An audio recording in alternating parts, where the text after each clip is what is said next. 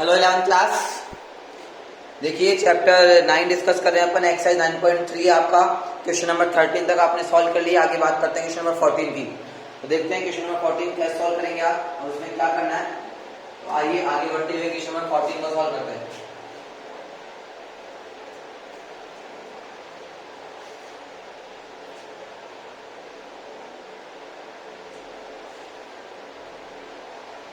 देखिए जीपी पढ़ रहे हैं आप, क्या पढ़ रहे हैं? जीपी। और क्वेश्चन नंबर 14 आपके पास में क्या है, मैं रीड आउट कर रहा हूं। Sum of first three terms of AP 16। Sum of first three terms, sum of first three terms, sum of first three terms आपको गिवन है 16। एपी की फर्स्ट थ्री टर्म्स का sum and sum of next three terms, और next three term का sum, next three term का सम है 128। ठीक है, तो आगे क्या करना है, डिटरमाइन द, आपको एबी फाइंड करनी है। क्या फाइंड करनी है? एबी फाइंड करनी है। तो देखिए क्वेश्चन नंबर 14 है आपका, ये एक्सरसाइज है आपकी, ये 9.3 9.4 है, 3 9.3 है। आपको पता है कि जीपी जो होती है वो क्या होती है, A R square, A r cube, a r power 4 ऐसे होती है। फर्स्ट थ्री टर्म्स यानी ए आर स्क्वायर, इन तीनों का सम है आपके पास 16। तो यहाँ से ए कॉमन ले लेंगे, 1 प्लस आर स्क्वायर बराबर 16, equation number 1। Next three terms, r के बाद में a r cube, a r power 4 और ए आर पावर 5, इनका सम है 120। यहाँ से आप ए आर क्यूब कॉमन ले लेंगे, 1 प्लस आर स्क्वायर बराबर 120, इक्वेशन नंबर 2 बन गई आपकी ये। सेकंड इक्वेशन में फर्स्ट इक्वेशन का डिवाइड करेंगे, equation second divide by equation number first, यानी कि a r cube 1 plus r square की वैल्यू 128 है और ए 1 प्लस आर स्क्वायर की वैल्यू कितनी है, 16 है।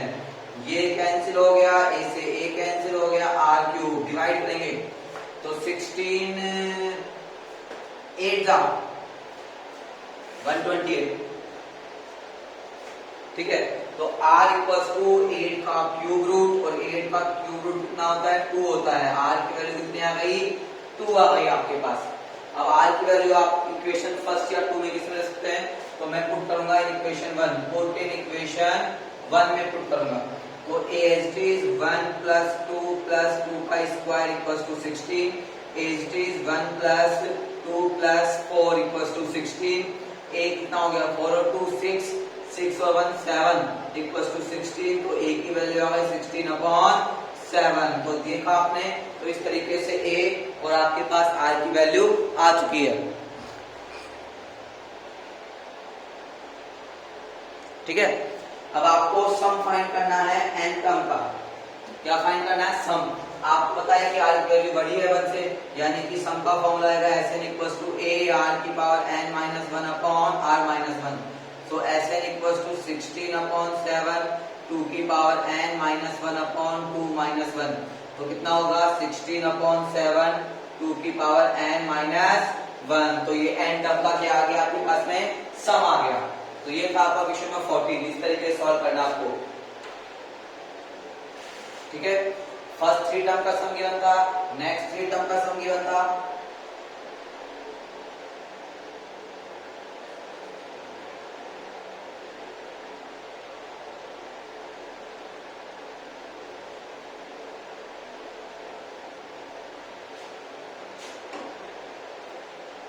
देखिए क्वेश्चन नंबर 14 के बाद आगे बात करते हैं क्वेश्चन नंबर 15 की। उसे कैसे सॉल्व करेंगे अपन, उसमें क्या गिवन है आपको।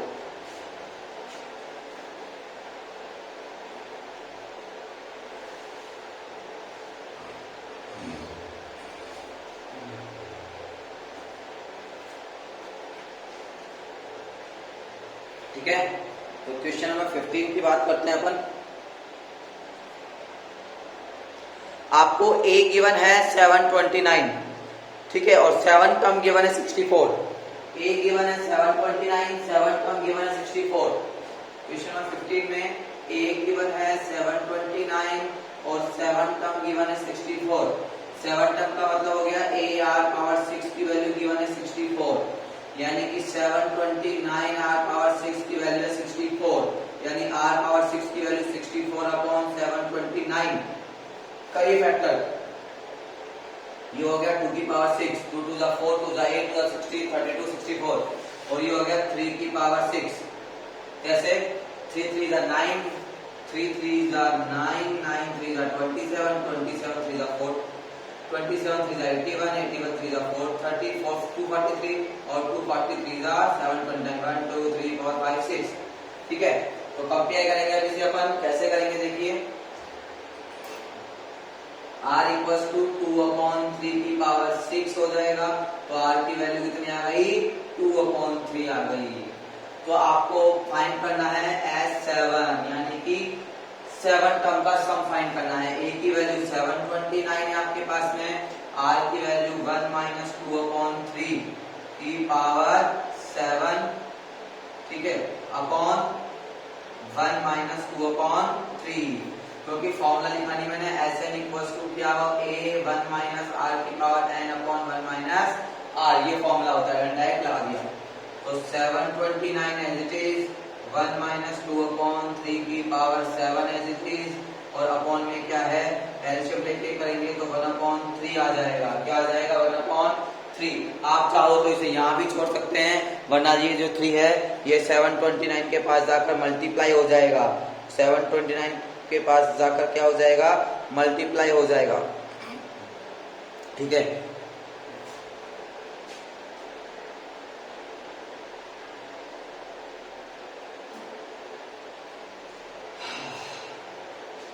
तो ये हो जाएगा 3 की पावर 7, यहाँ एलसीएम लेंगे आप, नीचे 3 की पावर 7, यहाँ 3 की पावर 7 माइनस 2 की पावर 7, कैसे हुआ, इसको आप 3 की पावर 6 लिख सकते हैं, ये ऊपर जाएगा, क्या हो जाएगा 3 की पावर 1 और 3 की पावर 7, 3 पावर 7 बढ़ गया।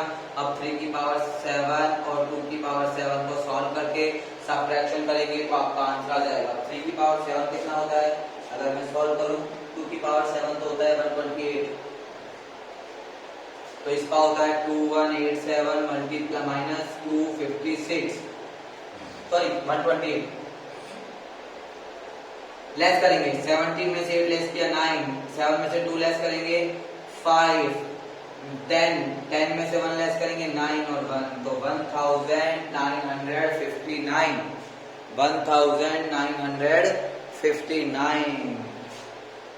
1959 ये बात तो सही है, तो ये तो लेस हो गया, 2059 आंसर आ गया। तो इस तरीके से ये था आपका क्वेश्चन नंबर 15, तो ये था क्वेश्चन नंबर 15 जो आपको सॉल्व करना था।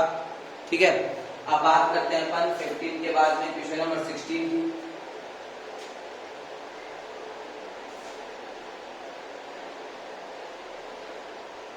तो देखिए क्वेश्चन नंबर 16 क्या है, मैं आपके लिए रीड करता हूं, सुनिएगा ध्यान से।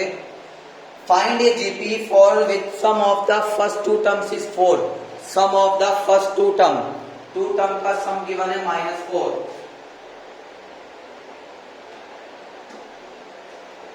ठीक है, क्वेश्चन नंबर 16 में टू टर्म्स का सम गिवन है -4। आगे क्या बोला जा रहा है इसमें, आगे ये बोला जा रहा है कि fifth term is 4 times of third term, fifth term is 4 times of third term, जो आपकी फिफ्थ टर्म है वो थर्ड टर्म के 4 टाइम्स है। ठीक है, लगाइए फॉर्मूला, सॉल्व कीजिए। फिफ्थ टर्म का फॉर्मूला बनेगा a r power 4, third term का बनेगा a r स्क्वायर, ऐसे a कैंसिल, यहाँ से स्क्वायर कैंसिल हो गया, r स्क्वायर की वैल्यू 4 आ गई, r की वैल्यू √4 यानी कि 2 आ गई। ठीक है, sum of to terms given है, तो Sn का फॉर्मूला लगाते हैं अपन, Sn का r की वैल्यू 2 से ग्रेटर है तो फॉर्मूला आएगा a r की power n minus 1 upon r minus 1, इसकी वैल्यू -4 है, a की वैल्यू पता नहीं है, r की वैल्यू 2 की पावर 2 हो जाएगा, -1 अपॉन 2 -1, माइनस का 4 हो गया, ये ये 4 -1 अपॉन क्या होगा 1 होगा, तो 3a इक्वल्स टू माइनस का 4, a की वैल्यू कितनी आ गई -3 अपॉन सॉरी -4 अपॉन 3, तो आपने देखा आपके पास ए की वैल्यू आ गई, आपके पास में आर की वैल्यू आ गई। क्या फाइंड करना है आपको आगे? जीपी फाइंड करनी है। क्या फाइंड करनी है? जीपी। तो जीपी का फॉर्मूला आपको पता है, अप्लाई कर दीजिए। तो जीपी फाइंड करनी है। जीपी का फॉर्मूला होता है A R square A r cube. चलता रहना चाहिए। ए की value -4/3 -4/3 multiply with 2 -4/3 multiply with 2 pi square dash dash dash -4/3 -8/3 और ये हो जाएगा 4/16/3। तो इस तरीके से ये चलती रहेगी और ये आपकी क्या बन गई? जीपी बन गई। तो ये था आपका क्वेश्चन नंबर 16 जो आपने सॉल्व किया। ठीक है, 16 के बाद में आगे बात करते हैं अपन क्वेश्चन नंबर 17 को सॉल्व करते हैं। तो आइए क्वेश्चन नंबर 17 की बात करते हैं अपन।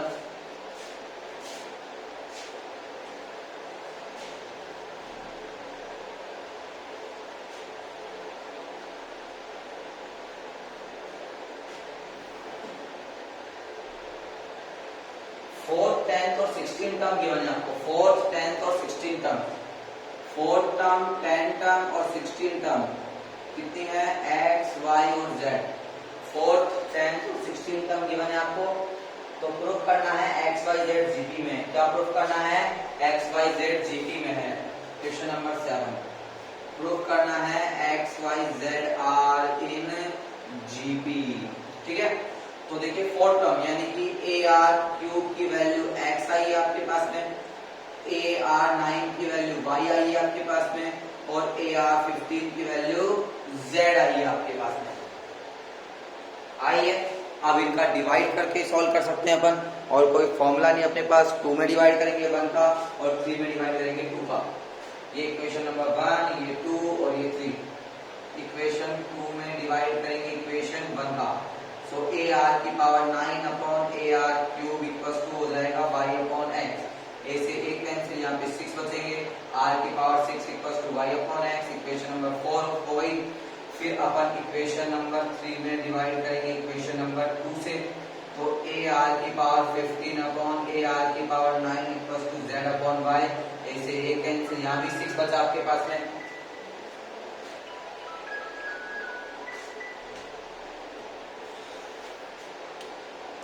तो देखिए यहाँ पर आपके पास r की पावर 6 की वैल्यू आ गई z/y।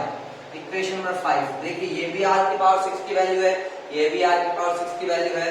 तो इक्वेशन नंबर 4 एंड 5 से आप क्या करेंगे? y/x को इक्वल करेंगे z/y के, क्रॉस मल्टीप्लाई करेंगे, y=xz हो गया, यानी y=√xz। और जीपी का फॉर्मूला आपने क्या पढ़ा था? √ab, यही तो पढ़ा था। यानी कि हैंस प्रूफ हो गया कि x, y, z किसमें है? आपके जीपी में है। ठीक है, तो इस तरीके से आपने ये प्रूफ किया कि आपकी जो x, y, z टर्म्स हैं वो जीपी के अंदर एग्जिस्ट करती हैं। तो ये था आपका क्वेश्चन नंबर 17। ठीक है, 11th क्लास। आगे बढ़ते हैं अपन क्वेश्चन नंबर 18 पे चलते हैं। तो देखिए क्वेश्चन नंबर 18 में आपको क्या करना है? आपके लिए आगे बढ़ते हैं क्वेश्चन नंबर 18। तो देखिए 18 क्वेश्चन क्या है, कैसे सॉल्व करेंगे उसके ऊपर।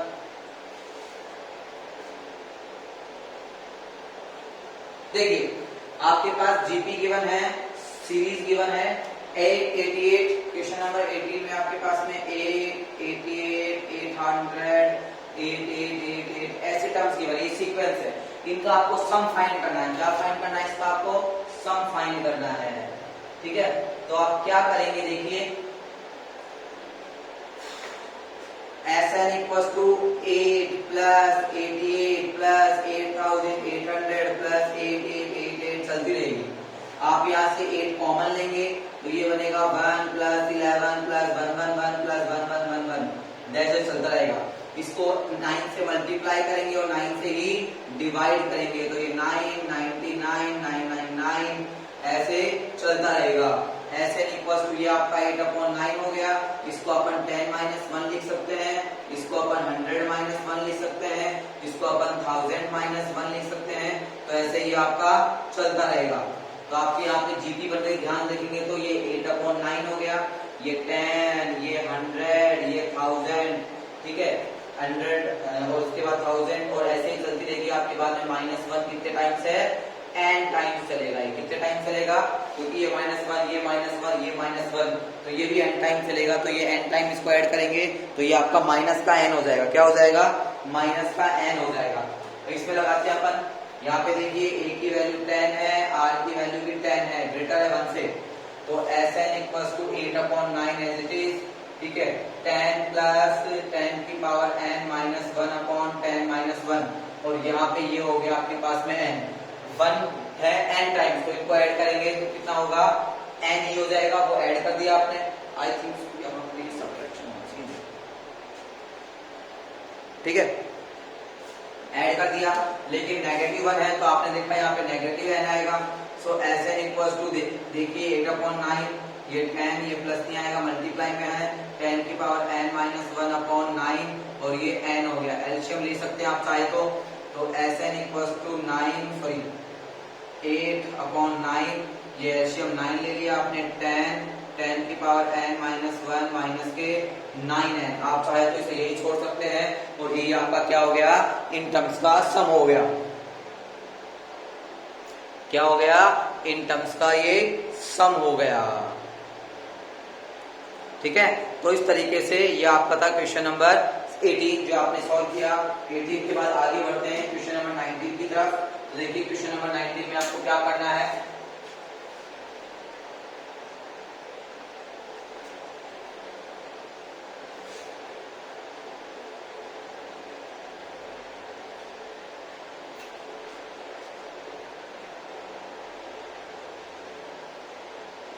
सम of the product of corresponding terms. दो आपके पास सीक्वेंस है।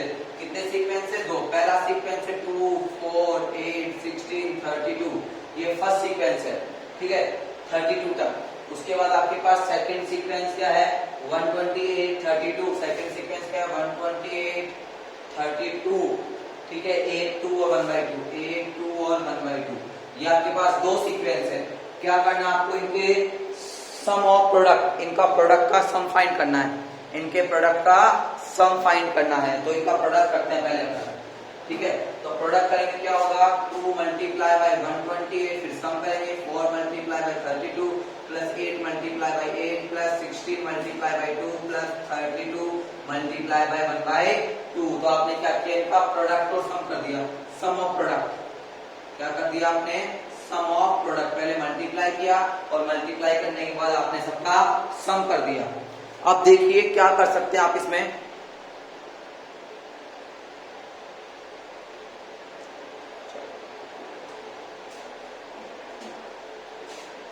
सिक्सटी 64 कॉमन ले लीजिए। 64 कॉमन लेंगे, यहाँ बचेगा 4, यहाँ बचेगा 2, यहाँ बचेगा 1, यहाँ बचेगा 1/2 और ये हो जाएगा 1/2 का स्क्वायर। ठीक है, ध्यान से देखिए ये बन गई आपकी जीपी। ठीक है, तो यहाँ पे a की वैल्यू 4 है, r की वैल्यू 2/4 यानी कि 1/2 है। ठीक है, आपके पास a की वैल्यू आ गई, r की वैल्यू आ गई, n कितनी आपके पास टर्म काउंट कर सकते हैं आप। यहाँ पर n 5 है। ठीक है, आप फॉर्मूला अप्लाई करके सॉल्व कर दीजिए। ठीक है, तो ये 64 एलसीएम चलेगा आपका। a की वैल्यू 4, 1 माइनस 1/2 की power 5 upon 1 minus 1/2। 64 as it is. 4 multiplies 1/2 की power 5, 2 to the 4, 2 to the 8, 16, 32। ये हो जाएगा 32 और ये हो जाएगा 1/2। ठीक है, 64 हो गया ये।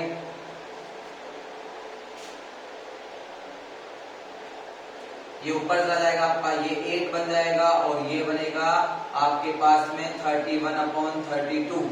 सॉल्व कर सकते हैं। 8 बन जाए 8, 4 जा 32, 64 मल्टीप्लाई 34/4, 4 से कट कर देंगे 16 को 31 से मल्टीप्लाई करेंगे 16 बन जाए 16, 1 कैरी 16, 496। ये आपकी इन टर्म्स का सम हो गया। ठीक है, तो ये था आपका क्वेश्चन नंबर 19। कौन सा क्वेश्चन था आपका? क्या गिवन है? दो सीक्वेंस गिवन थे, इनके प्रोडक्ट का सम फाइंड करना है। इनका प्रोडक्ट किया, फिर देखा कि इसको जीपी बनाना है, तो इन सब में से 64 कॉमन लिया ताकि ये जीपी बन जाए। ए आ गया, आर आ गया, टोटल टर्म एन की वैल्यू कितनी है देखेंगे 5 है। कैसे 1 2 3 4 5 टर्म्स है। आपने 5 टर्म्स सम का फॉर्मूला अप्लाई किया सॉल्यूशन के अंदर और ये बात चलता रहा। सॉल्यूशन के कितना आ गया 496। तो इस तरीके से इस एक्सरसाइज के क्वेश्चन सॉल्व हो रहे हैं आपके। तो ये था आपका क्वेश्चन नंबर 20।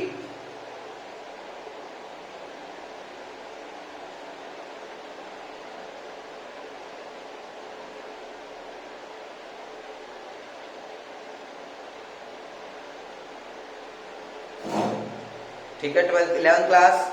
तो इस क्लास को अपन यही फिनिश करते हैं आज। तो ये आपने देखा कौन सी एक्सरसाइज है आपके पास में। ये एक्सरसाइज 9.3 का क्वेश्चन नंबर कहां तक कर लिया आपने 19 का सॉल्व किए हैं। आगे के क्वेश्चंस की बात अपन नेक्स्ट क्लास में डिस्कस करेंगे। तो इसको अपन यही फिनिश करते हैं और आगे अपन अब कल बात करते हैं। ठीक है गुड बाय। इस क्लास को यही फिनिश करते हुए आगे की बात अपन नेक्स्ट क्लास में करते हैं।